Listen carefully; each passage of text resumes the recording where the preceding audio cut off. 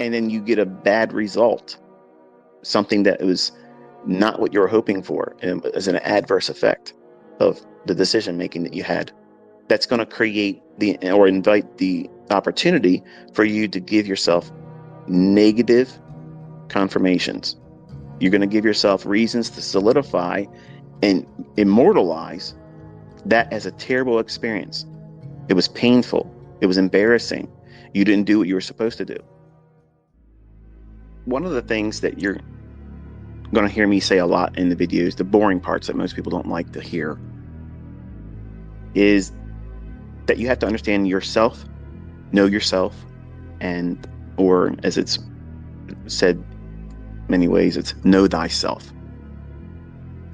And unfortunately, that's an endeavor that most of us don't want to do, but that's a very critical part of finding consistency. It's very hard for young men to encounter this, and they resist it. They want to hold the opportunity to blame someone else or something else as the outward interference to them succeeding, not them just simply not doing what's required or expected. And there's no shortcuts, and I don't sugarcoat it at all. And unfortunately, that turns off a lot of people because they want it right now, real quick and short to the point. And they discover, chasing other approaches or shorter methods that promise, profitability, they can't do it. They might have flash in the pan, one-hit wonders here and there, but that's not consistency. And my aim as a mentor is to teach you how to find your consistency, not mimic mine or try to keep up with other people on social media, but you're trying to find your own lane and stay in it. So the way you do that is understanding and determining, very painfully for most people, what your personal weaknesses are. And that's an ugly area in everyone's life that we want to try to pretend doesn't exist, because every one of us have a weakness. Every single one of us has a frailty, something that brings a reason for ruin. And I mentioned in, I don't know if it was 2 spaces ago, where I covered, like, for young men, if their personal relationships are always plagued with, drama and such, your trading's going to be very bad, because you're not being responsible in your relationship, and you're going to bring those same character flaws into a method of making money that requires discipline. You have to be like a machine. Like, you have to be so objective about what it is you're doing and understanding where you will mess up, what makes it or what invites recklessness in you. And as a young man, I didn't want to identify on any of those things initially, when I had many reasons to have that. Failed marriage, troubled upbringing, parents didn't want have anything to do with me. And I used all those things as a chip on my shoulder. And I wanted to have an instant gratification in the marketplace to replace that pain. And it doesn't work that way. And unfortunately, a lot of the sugar-coated shit that you see in this industry kind of caters to that. Hey, buy my course, buy my shit. I'll teach you how to trade in 2 months or 3 months, and you'll be able to, make a lot of money and be part of the 1% crowd. And you find that that's not true, because they themselves haven't even mastered themselves. The teachers, the educators, but they put this mask on, hide it. I don't ever wear a mask like that. I literally come out here, and every time I talk to you, I'm talking from real world experience, embarrassments, failures, things I've done, blown accounts. I don't ever hide any of that stuff, because you all have to endure those types of things and figure out what it is that's going to cause you ruin, what is going to derail you. And before you can ever find winning consistency in your trades, you have to identify those character flaws. Many of you might be using alcohol. Many of you might be doing drugs, recreational or whatever you want to call it. That's going to have an impediment in your ability to be consistent, because you're changing the state of your focus, your lucidness. You're not going to be at optimal levels if you're doing things like that. And if you do drink excessively, you should not be in front of your computers. You shouldn't be doing anything like that. And you shouldn't be inviting, let me say it clear, because I don't think I said it clear enough. You should not be inviting substance abuse into your trading. And I have students that have wrestled with that, and they tried to ignore it and they hid it from me when they were telling me they were having problems with finding consistency and saying, I can see it after the fact, but it frustrates me. I can't do it then. And come to find out, they have been wrestling with alcoholism. And you can't ignore it. Like, that's a big elephant in the room. And maybe that doesn't fit you or your problem. And all of us have a problem. All of us have a kink in our armor that it may not be a big deal to anyone on the outside, but for us that have to deal with it, it's like a rock in your shoe. You can't run the fastest. You can't stand on good footing because it hurts. It's painful. And it's a distraction from whatever you're doing. So if that's an endeavor that you're fearful of, you need to get over that. Find out what it is that is a problem for you. It may be codependency. You may need to be with someone for, companionship. And if you don't have it, it makes you lonely. It makes you feel anxious. And it's going to do what? It's going to cause you to do things in the marketplace to replace that. Replacing those negative experiences, that fearful stuff. And unfortunately, there's not enough said about this in the trading space because, again, like I said many times before, it forces the viewer or reader, if it's a book, to take a personal assessment on themselves.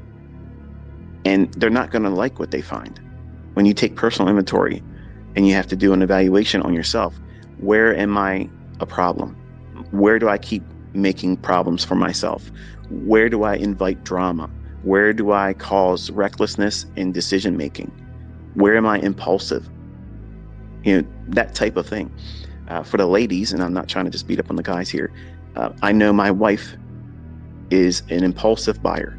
Like, if I give her a credit card and she goes out to the store with a list of things, I say, okay, go get this and don't get anything else.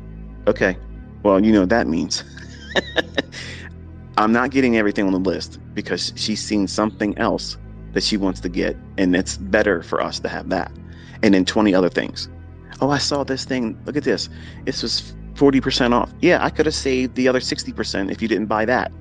Okay, that's a better deal. That's the better savings. Okay, but women generally tend to be impulsive as a spender. And that might be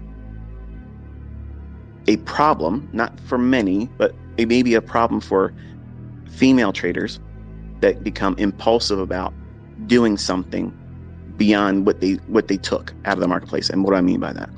I have women that I've trained, and a few of them, Grazi, shout out to you. She's in our private mentorship, and I hate saying that. I wish I could have just paused myself there, because when I do this, it seems I got a tweet the other day. You're teasing us about your private mentorship, and then you say nobody can join. But I'm trying to wind that down. I don't do videos for them, and I'm actually doing all my teachings publicly now. So they're in this group with you, learning. So, but Grazi, she's in our forum, and she's just a dynamo. Like, I'm very proud of her. And what I'm about to say is not directed to her. And to be quite honest with you, I wouldn't even know if it was a case for her or not. I just know that she does very well, and she makes it public in our forum. She walks the walk, and no bragging, very, very consistent. And I'm just very, very proud as a mentor. And she's doing it with real money. So there you go. And all the other students love her too. So she's an Aussie, if I'm not mistaken. So shout out to the blokes down there that you got one from your homeland that's killing it in my mentorship, and she's a lady. But I have other ladies in my mentorship that get upset that they find a trade, they get something out of it, they profit, and then they beat themselves up by getting out too early because they second guessed it, and they become impulsive about going right back in one more time, and then being scared of the normal little retracement that may be just simply a return to a small little fair value gap on a lower time frame that they're not even aware of, because they're regretting getting out early. And this might be something that some of you men are actually encountering too, and finding yourself being impulsive. Like, I want to get that too. This was enough. And it doesn't make a difference that you bailed out. If you have to grow into understanding how to hold on to positions, and you're not going to do it right from the first trade. No one learns how to hold a trade to full target by being able to do it the first time. Like, it doesn't, that's like knowing it already, right?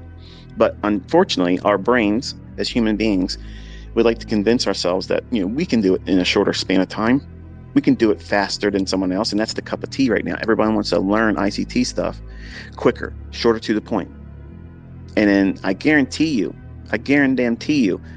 you're not going to get the results you're looking for. You're going to have to go right back through all this stuff I've told you to do. And that's where your consistency is going to be found and derived from.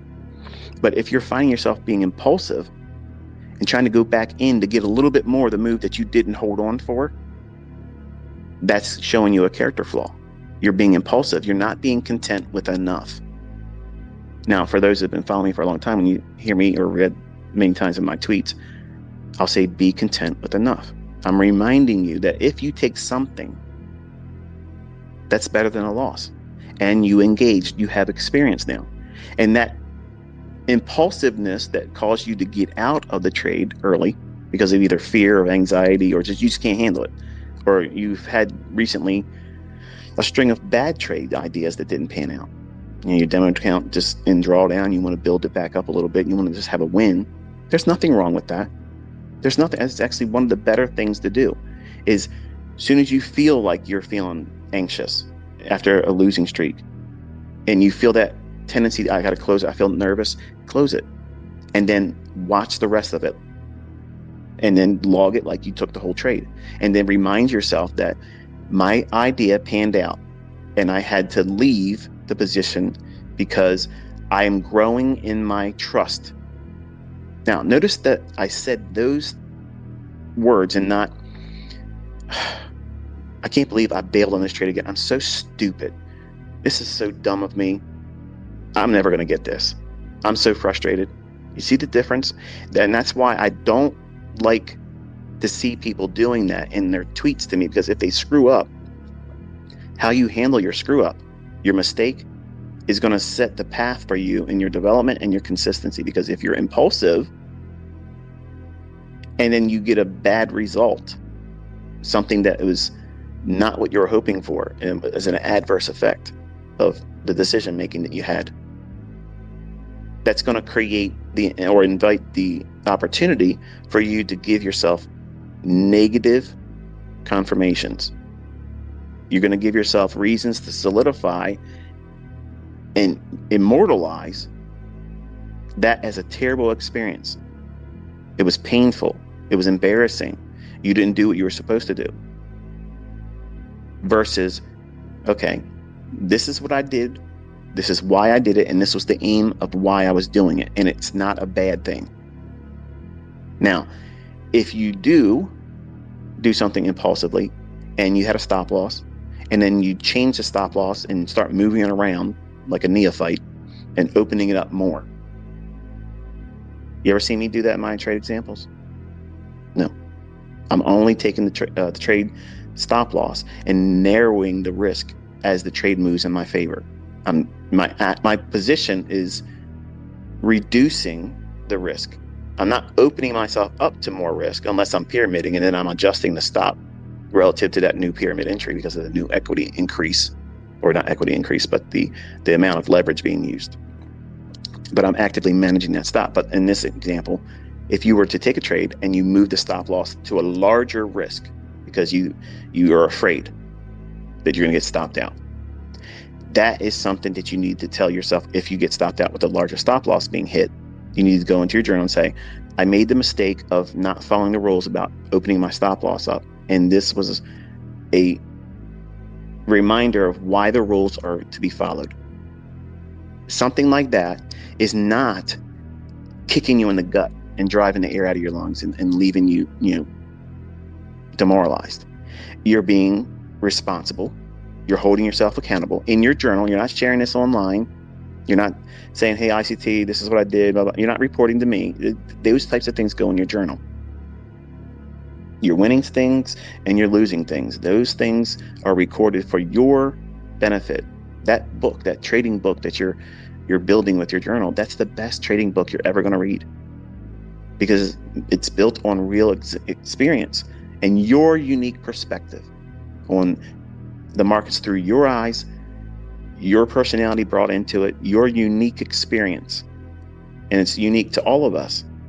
And that's the wonderful thing that I find so fascinating as a mentor, that I have so many diverse backgrounds and cultures and folks from all around the world that are doing it. And they all do it just a little bit different. And that makes it uniquely theirs. And I love that. So you got to know yourself. And it's a scary endeavor. And if you've been avoiding it, you need to just roll your sleeves up and say, okay, on a weekend, just evaluate what it is that you spend your time thinking about. Do you worry about making money, not making money? Are you going to get it? Are you obsessively thinking about, the worrisome idea of failing at this?